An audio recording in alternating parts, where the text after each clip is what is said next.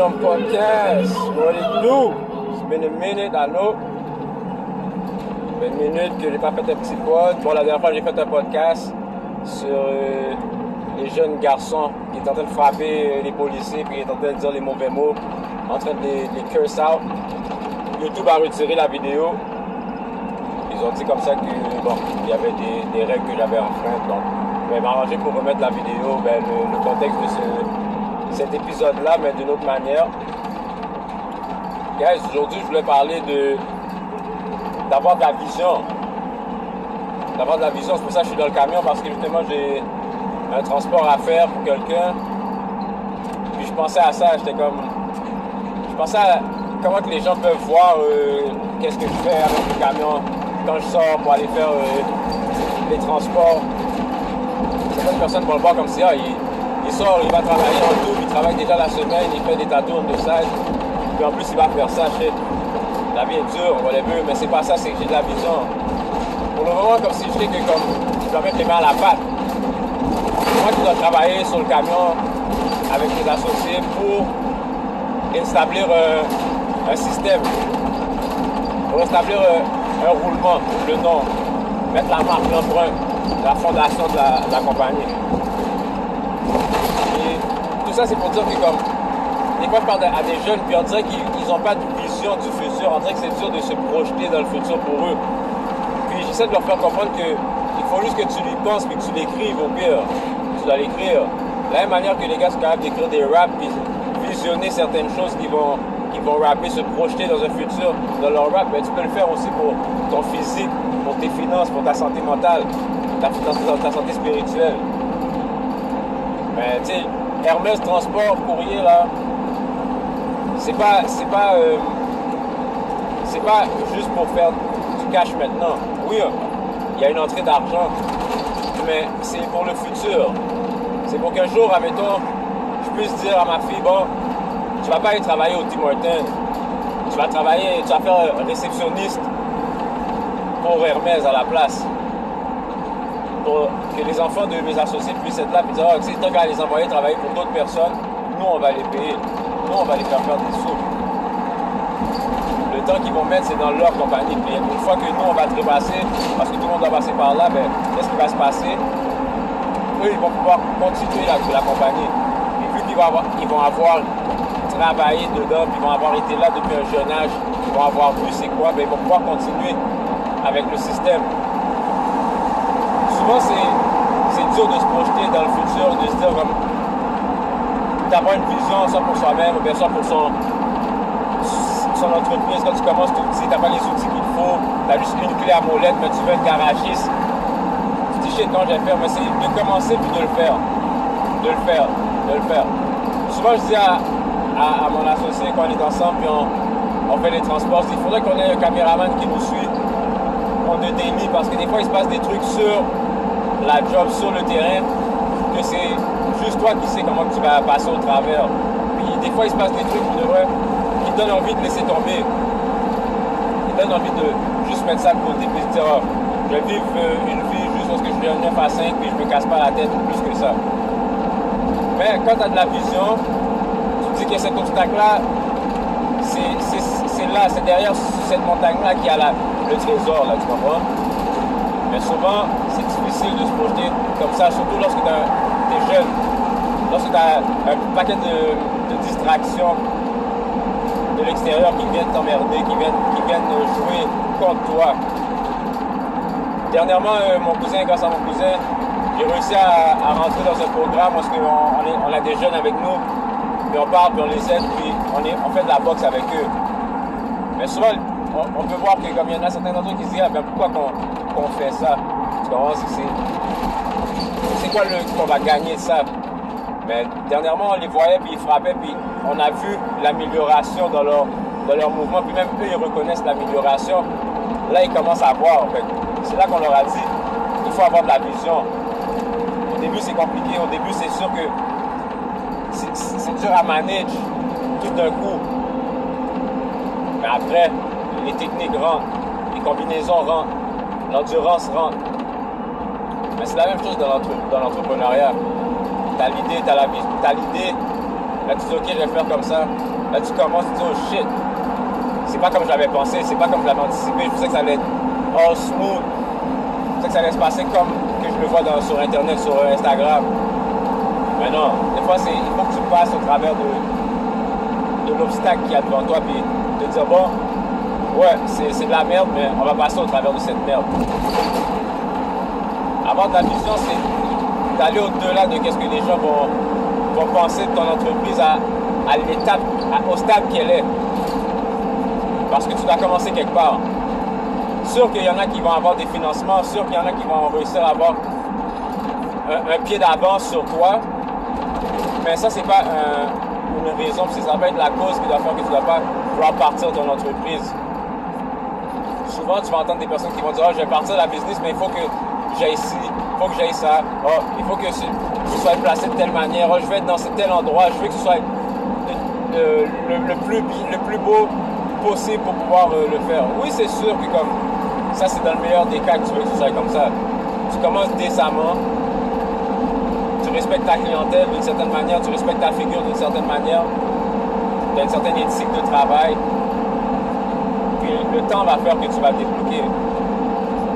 Comme les entreprises que j'ai avec mes partenaires, c'est des business que je vois dans le futur qui vont être grandes, puis qui vont être automatisées, puis que pour l'instant, oui, on doit mettre les mains à la pâte, mais éventuellement, je sais que ça va être d'autres personnes qui vont pouvoir bénéficier de ces entreprises-là.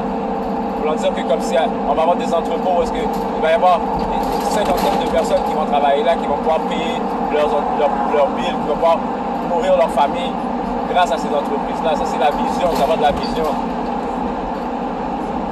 Puis c'est d'avoir de la vision dans tout, d'avoir de la vision pour ta santé, d'avoir de la vision pour tes finances, tu comprends? Souvent, en tant qu'homme, on va se voir, puis on veut que ce soit maintenant, on va juste maintenant. On a un truc, on a une vision courte. On va faire le deal de 10 000 $ maintenant, qui peut nous mettre en prison pendant 8, 9, 10 ans de temps, puis là, on a perdu du temps. Et c'est la seule chose qui est vraiment très importante. Le plus important, une fois que tu es dehors, c'est ton temps. Une fois que tu es sur Terre, c'est ton temps. Puis à un jeune âge, on ne montre pas l'importance du temps.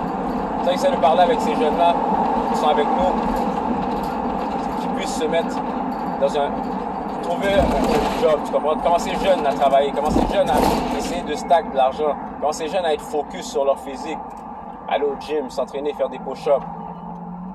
Mais c'est dur de combattre, comme je dis à mon cousin, souvent comme ça, à mon cousin puis à mes partenaires qui je parle, c'est dur de combattre avec le monde quand le monde est toujours 24/7 dans la poche de ces gars-là, dans leurs mains parce qu'ils ont des téléphones cellulaires. C'est facile d'avoir l'emprise du monde sur toi, même si tu dis une parole, tu donnes une parole à 100 000 $, mais il faut que tu combattes contre toutes les autres influences contre laquelle que tu viens de dire. Mais avoir de la vision, c'est ça aussi, c'est de se dire, shit, tu sais quoi, je vais prendre une assurance vie. Je vais prendre une assurance vie, comment ma fille est grandie. Je me suis dit, il faudrait que j'ai une assurance vie au cas où s'il se passe quelque chose. Fait que peut-être que c'est comme, j'espère qu'il t'arrive rien présentement dans les prochains, dans les jours à venir, mais on ne sait pas. Mais s'il se passe quelque chose, au moins, elle va avoir de quoi. Elle va avoir quelque chose sur lequel s'asseoir. Peut-être pour payer son collège, payer ses études, mais pour avancer un pas dans la vie, pour juste se mettre un peu plus loin dans la vie. Puis c'est ça, avoir de la vision un peu, c'est de préparer, écrire, avoir un testament. Au début, je ne comprenais pas pourquoi avoir un testament. C'est comme si tu prédis ta mort. Tu veux que, c'est comme tu t'appelles à la mort, mais au contraire, c'est que tu laisses un repos aux personnes qui vont être là après ta mort. Parce que si tu arrives à leur dire, ok, bon, je veux que mon enterrement soit placé, soit fait de telle manière, je veux qu'on ne dépense pas plus d'argent pour ça, pour mes obsèques. On ne dépense pas plus de montant pour ça, je veux pas de limousine, je veux pas... Tout ça vont faire que comme ceux qui vont en bénéficier, c'est ceux qui vont avoir eu ce message-là, qui vont avoir eu ce plan d'instruction-là. Puis souvent, nous, on ne nous parle pas de ça en tant que jeune homme, surtout dans les quartiers d'où on vient. On ne nous parle pas de planifier pour le futur. C'est comme si que le futur est impossible, mais le futur, c'est juste le futur de basket ou bien de rappeur. Mais d'avoir un plan, de planifier une technique, de planifier une stratégie pour devenir meilleur, ça c'est quelque chose qu'on peut faire à tous les jours, juste en écrivant nos buts, en écrivant nos objectifs futurs. Fait que tu sais guys, c'est pour ça que comme je pense souvent à comment je peux avoir un impact, comment je peux aider juste alentour de moi ou bien un peu plus loin. J'aurais aimé ça aider une bonne partie du monde, mais si je peux aider juste une personne alentour de moi, je le ferai, là, je le fais, là, tu comprends? Avec un conseil, avec une manière de voir les choses. Je peux me tromper, mais au moins, si je me trompe, c'est parce que c'était pas prêt, c'était pas pour toi, là, ce message-là n'était pas pour toi, pour tes enfants, mais à un moment donné, t'arrives un peu plus tard, tu te dis, ah, fuck, j'avais raison, parce que peut-être, qu'est-ce que je te parlais, c'est parce qu'il fallait que tu aies un enfant pour le comprendre, mais il fallait que tu commences ton entreprise, puis que tu frappes ton premier mur pour le comprendre, mais que tu fasses ton premier deal, même si je te dis, ah, yo, faire des deals, ça va pas t'emmener trop loin, ça va pas servir à grand chose, mais tu dis, ah, ouais, c'est ça, oui, t'as peut-être raison, mais je vais faire mon deal stills, puis peut-être il faut que tu frappes ce mur-là pour voir, ah, il y avait raison. But still, guys, moi, mon agenda, c'est d'aider le plus de personnes possible avec un message de déprogrammation, genre mentale du hood qu'on a, là. Cette programmation de comme, on a $300, on va acheter une paire de J's avec live.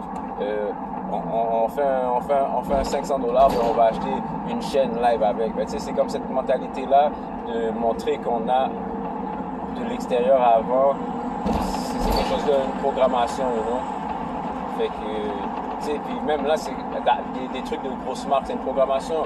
J'ai écouté un documentaire qui s'appelle How to Sell to the Negro. Puis depuis back then, 1950 et tout, on a des tastes, on a expensive tastes, puis les personnes, le powers to be, les personnes en haut, les personnes qui font les études, qui font les recherches, ben eux, ils utilisent ça un peu à leur avantage et contre nous. So guys, c'est de prendre ça en considération, c'est d'y penser, parce que d'avoir de la vision, c'est d'avoir de la vision dans 360 degrés, puis penser à nous autres, penser à nous, penser à nos enfants, puis même penser à nos petits-enfants, you know. Si on est capable d'avoir un safety de l'argent, c'est utiliser cet argent-là, c'est pour l'argent de mes petits-enfants. Pas pour mes enfants, mais pour mes petits-enfants. Fait que tu arrives à mettre un 10 000 $ pour 3 ou 4 de tes petits-enfants. Puis après ça, toi, quand tu te repasses, ben, tes enfants, eux, ils viennent avoir une autre partie d'argent. Ça, c'est préparé pour que les générations futures soient ceux qui sont bien placés, qui ont un pied d'avance. Je parlais avec un de mes amis, puis son père est décédé, puis son père lui a laissé un chalet. Au début, il était comme, ah, j'ai pas besoin du chalet, qu'est-ce que je vais faire avec ça, whatever, je vais le vendre, je vais garder le cash. Mais lui, il y a une fille, il aime ça prendre ça relax. Fait que tu sais, pourquoi tu gardes pas le chalet? Il est fini de payer, t'as vu ça aller, tu peux rénover comme tu veux. Le gars est bon en rénovation et tout. J'ai dit, pourquoi tu rénoves pas à la place? Tu le gardes, tu fais qu'est-ce que tu sais, comme, tu peux le louer, tu peux faire tu peux faire un autre truc avec, là, tu peux louer, faire un Airbnb, tu loues le chalet à du monde, puis tout, tu mets des caméras, whatever. Puis, il n'avait pas vu cette option-là. Puis là, c'est ouais. Puis après ça, lui, s'il décède, puis il a monté assez pour que ça reste pour sa fille. Mais sa fille peut en profiter. Fait que c'est d'avoir de la vision, man. C'est d'avoir de la vision 360 et de rester positif. Malgré les obstacles qui se passent où est-ce qu'on est, au niveau qu'on est, guys. Fait que, you know, ça faisait un petit bout de temps, j'avais pas pris le temps de parler avec le groupe qu'on est, de Freedom.